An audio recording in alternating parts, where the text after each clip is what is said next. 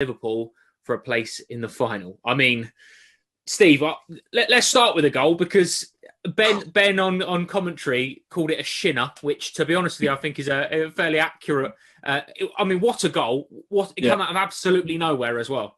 Yeah, and we done so well, didn't we, in the game in terms of stopping crosses and stopping threats coming into the box. But I mean, that was just one hell of a strike, wasn't it? I mean, it was like Wayne Rooney, the Manchester Derby one that was off the shin as well. But you take them all day long. I mean, if I scored one of them, I'd have it on replay on the house throughout the day, every day. You scored from the halfway line, Steve. Don't do yourself down. We've seen that goal, mate. We've seen that. Don't worry about that, Abby. It did feel, didn't it, that the whole way through the game, and I felt a sort of calmness because Chelsea were in control the entire time. They never looked threatened. They never looked rattled. And I think the goal, to be honest with you, is probably going to make it look like it was a lot closer than it was. Chelsea were never not in control of this game, were they? Yeah, it was a nice kind of last minute of stress, I suppose, and it livened up that half because, let's be honest, it was a little bit dull, wasn't it? Porto just looked lost, to be honest, and it felt like they were just trying to stop us from playing but weren't trying to get themselves into the tie. It was just like this really just stagnant game. It was just rubbish. So in a way the goal livened things up, and we're still through, so it's fine. Oh, it's amazing. I mean, Pat, did you see Christian Pulisic got tackled 11 times? He got fouled tonight. Kicked every 8.5 minutes. He was averaging getting a big old clip on the shin. I mean, You must have been in positions like that, Pat, as well, where you just know the whole intent is to go out and stop you playing. That's frustrating, but it's impressive that they kept their head as well, Chelsea players, because that what is so unusual is if you wouldn't get away with that in the Premier League. You just keep on hitting a player, and it just get ridiculous. And we're doing the commentary, and we're just saying, do you know how bad this is? This is worse than Hazard. This is how bad this is getting now. Remember Herrera did that with Eden Hazard. They just took it in turns to kick him. But it was so obvious and so ridiculous. And at the end of the game, I don't know if you watched it, the end of the game when Thomas Tuchel was walking off, walked onto the field, Conceição goes over to shake his hand, and it was a dismissive look from Tuchel. I'm sure that is because one of his players, in particular one of his players, is basically being assaulted, as you say, every 8 minutes. It was really unacceptable and upsetting to see, and he's going to be sore. You know, we need him just now. Slowed down. Every time he got the ball, he was never given a chance to turn and run. He was just taking out the play. And it was somewhat cynical. And at the end of it, it certainly looked more like rugby league or rugby union. They were grabbing arms around it, etc. So that was a bit annoying. The referee didn't get his card out a little bit earlier, and they could have stopped that happening. But it was secondary. You know, we were so structurally well organised in that game tonight. And you almost feel, Ben and I were saying, is that why aren't they doing a little bit more? Well, you've got to see it from their position. Their position is, where's the space? Where is the opening? Where is the gap? Who have we got that can take it round their player? I don't think Chilwell maybe lost one ball in the whole night. Reece James never looked as if anyone was strong enough to get by him. No chance. Absolutely not. A sniff. Thiago Silva, he's just stood there and just the arms out pointing, you go there, you go there, you go there. We've got this. And it was the biggest, you've got this. See, when I was at Chelsea, there was a phrase they used to have when they were quite calm. And it was, you all right? Bothered. And it is. Are you worried? No. Bothered. And I felt that tonight. They were completely all over it, man. We had that from 5 minutes in. Steve, this is exactly what I was going to ask you, to be fair. Porto, there's a lot of general consensus that Porto didn't offer enough, they didn't create enough, but I think there's probably more to the point that everything they did try, Chelsea snuffed out defensively. Absolutely super. I mean, I lost count of the amount of headers that Antonio Rudiger won tonight, or the amount of sort of individual battles and sort of reading a play that Thiago Silva would just step in and make it look like it's nothing, but he's 3 or 4 paces ahead. Defensively, Chelsea was superb tonight. The goal, you know, that can happen at any point. Someone's going to stick an overhead kick in a top corner from anywhere. But superb tonight, weren't they? They were absolutely superb. And there's two sides of the game. There's in possession, but we know Chelsea can flourish and free flow the football. And then there's the out of possession side. And that was a prime example tonight of good shape, good structure. Individually, everyone knew their roles, their responsibilities, took them out to a T as a unit, the back three or the back five, the midfield two, the front three, everyone, you know, even Mendy in goal, everyone was just spot on. Pat nailed it there. The spaces, they just closed up. They made it really hard for Porto to play. They was asking questions. They wasn't getting no answers. And I think that's what will be the most pleasing thing coming out of tonight, because we've seen Chelsea in previous weeks destroy teams with good combination playing around the box, free-flowing football. But tonight we've seen there a real gritty side, professional side that got the job done. And that was all that was needed tonight.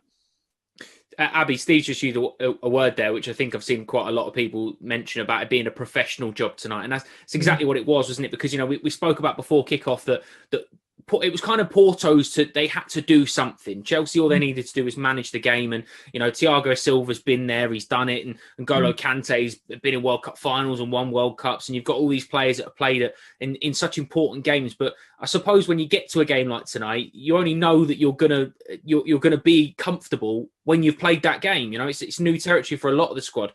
But they just didn't seem fazed by any of it tonight. They got through the game. They never looked flustered. They never looked rattled. They never looked out of control of the game. And I suppose the thing that you take into that is the fact that that's a Champions League quarter final that we've just dominated the game for. That's such an achievement for such a young squad. Yeah, absolutely. We had the upper hand the whole way through. We were easily the better side. And as you say, yes, we've got some really amazing experienced players in our squad, but this is a real moment for the younger Chelsea players. A lot of them, their first, semi-final for a Champions League, which is so exciting. Special moments for us fans, but for those players as well, and so well deserved after the shift they all put in tonight. A very professional performance and just excellent game management. Absolutely right, Pat. I've waited 95 minutes then to ask you, but who do you want in the semi-final? Without a shadow of doubt, Real Madrid, mate. you're asking a former Evertonian and Chelsea player. You're no way I'm going to say Liverpool. But I don't really mind. The odd thing about Liverpool, seeing what they've got, and of all the teams apart from Chelsea this season, I've been to see Liverpool more than anyone else. My job sends me to the grounds, and I think I've watched them 4 times at Anfield, and they're nothing special. They're not all that. And certainly through the sense of the defence, they have got a massive problem. They've got a problem in the kind of right full-back area. There's nothing wrong with Trent Alexander-Arnold going forward, but the gap behind him isn't being covered anymore. When they used to have, Henderson or Fabinho would cover it, he's not covering now. So it's so obvious to see where the weaknesses are. So if it turns out it's Liverpool, then fine. We can do them. We really can do them. So, yeah, for Real Madrid, it'd be nice to see it, but I don't care as long as we beat them and we go to. I nearly went too far there. I nearly went too far. He nearly slipped there, Pat. He nearly did, mate. Steve, I suppose the big thing now Chelsea fans are all going to be. I'm certainly having this conundrum now. Is what game do I watch tomorrow? Do I watch Man City Dortmund because we've got Man City on Saturday, or do I watch Real Madrid versus Liverpool? It's so difficult now because again, we've potentially got an FA. Well, we know we've got an FA Cup semi-final and a Champions League final in the space of the next couple of weeks that they don't come bigger than that today. So what are you going to be watching tomorrow night? I'm probably going to somehow try and watch both, if I'm honest. Just because of the games in general are just 2 great games. But what a good spell and what a good time it is for Chelsea at the moment. With all what's gone on with change of manager and stuff that has come out of the changing room, the dressing room, and then the performances that have been there of late. We've got an FA Cup semi-final, which is going to be very tough. We know that. But I still think on our day, we can go and do a job against Man City and a Champions League semi-final. And then, as Avi said it there, about the experience that's going to give now these youngsters. And bring them on. I mean, Madrid or Liverpool, it doesn't matter who it is. The way Chelsea go at the moment, they've shown signs like what we've done tonight and what we've done in previous ties and in the league and the league form. So, the glitz and the glamour is a Real Madrid tie, isn't it? But I suppose if you want the real Premier League sort of English vibe, then it's going to be the Liverpool. But listen, I'm up for both. Oh, absolutely. And Abby, I suppose that's the disappointing element to it is either way, it's a big deal for Chelsea fans. You know, you play Real Madrid. Obviously, at the moment they're playing at their training ground, aren't they? The Alfredo Di Stefano instead of the Bernabeu, because that's undergoing renovations. But you know, there's still a certain sort of mystique about playing Real Madrid, or you've got Liverpool, the history, and especially in this competition, in big sort of latter stage of the Champions League, there's all that to contend with. But on the other hand, you know, Real Madrid are obviously in a very good position, and we've beaten the league leaders in La Liga and made them look very ordinary. So you know, there's that confidence, I suppose, from going into it, whichever team Chelsea end up playing, you've got to be confident as a Chelsea fan at the moment. Yeah, I'm feeling really confident. I think I'm in the same boat as Steve, where I'm just like, you know what? If I was another team, I wouldn't want to play us at the moment. You know, we're in great form and we've got the squad depth, so bring it on. Oh, absolutely. Well, I mean, that's another thing, Pat, because you know, squad depth is going to be very key this weekend. We mentioned Christian Pulisic taking sort of 25 kicks to the leg throughout the 90 minutes. You know, he's going to be feeling sore, I've no doubt, tomorrow. You've got all the players you've got to sort of reassess and see how they are. Thiago Silva went down towards the end of the game as well. And, you know, there's a massive game against Manchester City on Saturday. This is, I suppose, where the squad generic comes in a little bit more to see who gets through and who starts on Saturday. I think it's going to be one of these biggest sets of calls come the weekend. Purely because that was a shift that they all put into. They stayed on. There wasn't the changes after 60 minutes. You know, a lot of players there. Jorginho stayed on a long time. Kanté, well, he's not like the rest of us, but you know, but he's put in a shift as well. But you look at the shifts that went in. Pulisic's a classic example of it as well. Running for 90 minutes is hard, right? It is really hard, especially if you go as fast as he does. But it really slows you down if you get that amount of kicks, and that is going to affect him. So I would be slightly concerned, but I do think it includes Man City. I think we've got the strongest depth of squad in the UK. Maybe even Europe. There's not many that are stronger. You look at our substitute bench today. That looked like first team. That absolutely looked like first team. So I'm not worried about it. I'm not concerned about it. Remember, Man City will have all the same problems as us because they need to get through their tie as well. So we shall see what happens at the weekend. I just hope everyone's fit, lively, and no one's carrying any injuries. I'm not over worried about Thiago Silva, by the way. I think two things happened there. He got a tiny wee bit of cramp and he got a big bit of experience. He just wanted to kill off. They had 3 corners in a row and he just thought, no, we'll just slow this down a little bit. And it worked a treat. Really, very, very excited by the weekend.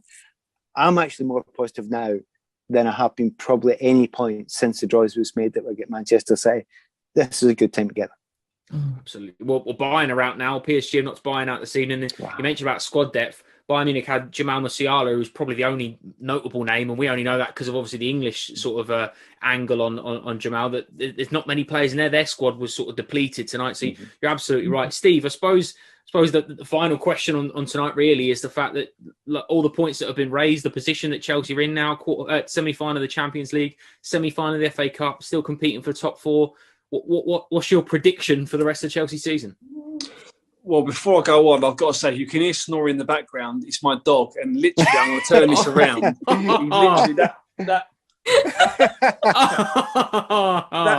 That was his position after 5 minutes from watching the game as well. So he literally sent him to sleep. So I love that. Sorry, predictions going through. Was it for the rest of the season? Yeah. Or was it? What do you see? Yeah, what do you see for Chelsea for the rest of the season? Well, I mean, I see top 4. I see top 4. I'm not just saying that as a fan. I really do. I think it's the squad strength, where we're at the moment, the West Brom game. You know, all these little sort of ingredients that are happening. I just think, you know, let's give them a real shunt to the back end of the season. Silverware is huge, isn't it? I mean, I've been in the dressing room that's won silverware, that demands silverware straight from the very top. Can they go on and win the Champions League? Yes, they can. You've got to say they can with the capabilities they've got in the squad. And can they do the FA Cup? Yes, they can as well. On the day, they're good enough to beat anyone. So it's very optimistic what they can achieve this year. They could come away with nothing, obviously, but I do see it being a real positive outcome for what's been a hard year for everyone. Absolutely right, mate. Absolutely right. Plenty coming up on the Fifth Stand. A busy rest of the week, of course, for us. You can see all of tonight's post-match interviews and highlights from around about midnight, so not too much longer to wait for that one. We have live FA Youth Cup football. Chelsea take on Everton at 12:30 on Thursday afternoon. Friday afternoon, it all kicks off, really. Thomas Tuchel will face the press ahead of a massive FA Cup semi-final against Manchester City. Later that evening, we've got live coverage as Emma Hayes Chelsea get their FA Cup campaign up and running as they take on the London City Lionesses. And then, of course, Saturday, join us from 4:20 for all the build-up to a huge game at Wembley Stadium. Back-to-back FA Cup finals will be on the mind as Chelsea take on Pep Guardiola's Manchester City. Steve, make sure you thank your dog for us as well, mate, for playing their part in the show. Thank you very much for joining us, mate. You're always welcome. You're an absolute pleasure. Abby, Pat, superb as always. Enjoy tonight, Chelsea fans. Take a moment to soak it all up. Chelsea are in the semi-finals of the UEFA Champions League. Real Madrid or Liverpool, doesn't really matter who it is, does it? Because we believe. Thank you very much for watching. Come on, you Blues. Come on.